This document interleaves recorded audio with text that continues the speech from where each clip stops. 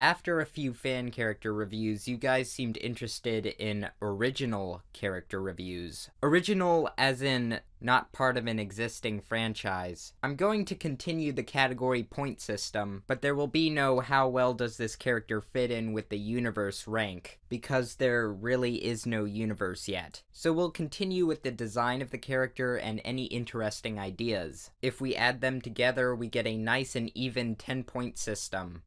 Yay. Here we have Audrey. Age, 10. Gender, female. Disability, dyslexia. Species, human. Personality, timid, nervous, insecure. Doesn't trust 95% of people. Current status. Attends a high-class, all-girls school where she is bullied constantly for her disability and appearance. She lives with her alcoholic mother who owns a casino and hardly pays any attention to her. Oh boy, it's going to be one of those. Her father died when she was 9 months old. Her mother won't tell her anything about him. She is a single child, but wishes she had a sibling who would care about her. Has been through so much pain and injury that she has gotten used to it.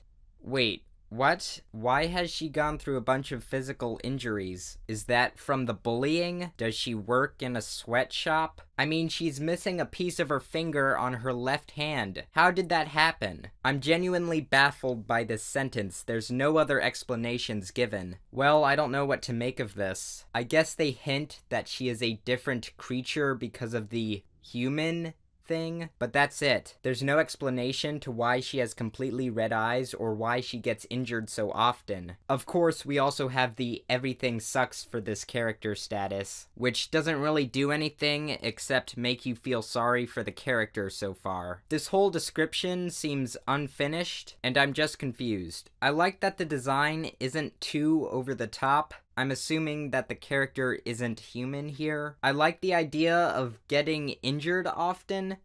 That sounds really bad. You could make this because her species has a weaker body than humans or something like that, but these ideas are given very little explanation or development. This OC is named Inji. Here we have a pretty simple geometric design with some odd stylistic choices. These eyes are kind of confusing. Like, is he being cross-eyed right now? Maybe if the whites of the eye were curved with the outline, this would be easier to understand. Inji, 23. He, him, bisexual, angel, demon. These people are really unsure about what species their characters are. Taken AF, coffee addict, over emotional, dogs, memes, plus dog memes are the heart plus soul. Deathly afraid of spiders. Well, it seems that we have the same problem that a lot of OCs have, which is not enough detail or explanations to anything. I don't understand the point of making an original character if you're just going to provide us with something that looks like a slightly personal driver's license. The only things we have for a personality is over-emotional, which is something, but without much more than that, it's kind of bland. We also have deathly afraid of spiders, but does that have any effect on the character's personality? Or is it just a fear that they have because they just need a fear? I feel like if the trait doesn't add anything to the character, it doesn't need to be there. Who knows? I could be wrong. But without any more information, I can only speculate. The design is clean, and I appreciate the attempt at a simplified style, but the eyes are just so stylized that it's just confusing. There's almost no ideas here, let alone interesting ones. Next is some sort of monster OC by the name of Asterix.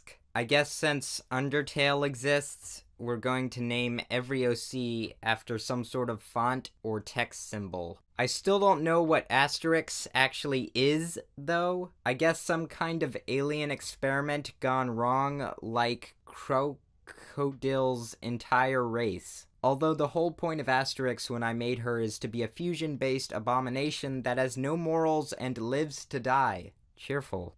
Name, Asterix. Gender, female. Sexuality, pansexual. Special traits, unaffected by pain stimuli, immune to most harmful chemicals, as well as UV and ionizing radiation, plasma breath, and acidic blood. All attempts to heal spine would have failed, although it appears to be impervious to infections and functions as though it was inside the body. Psychiatric analysis.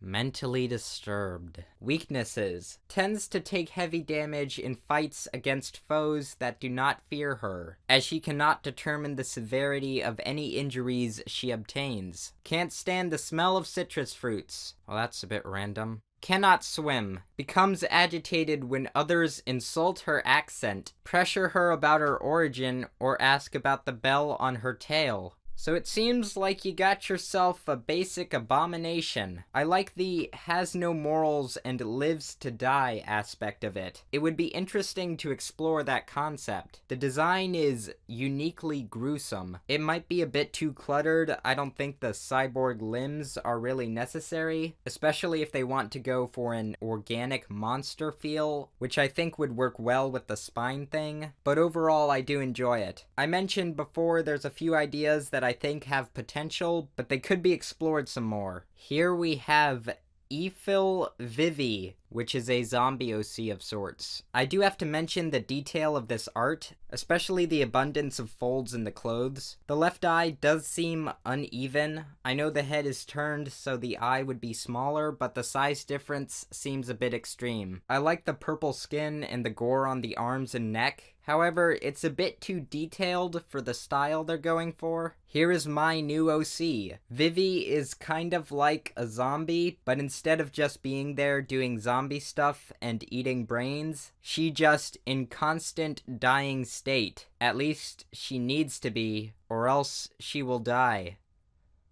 What? She is like opposite of a normal human. In order to live, she needs to keep her body in a dying, dead state. That would be easy, since it's easy to die. Just rip your heart and guts out. But that's not the case. Her body can regenerate. Even something like nerve system and brain cells are able to regenerate. Only thing that can kill her is when she is not in the dying state. Wow, this is getting confusing. Yes, it is. The backstory pretty much goes through the story of how she died, sort of, and realized she could regenerate. I think the design fits the character overall. The regenerative aspect of this could be explored. The dying to live part, however, is really confusing. And I know they already know this, but like, maybe it's just not explained well, or the concept needs to be developed, maybe even simplified. Anyway, my name is Solar Sands, and goodbye.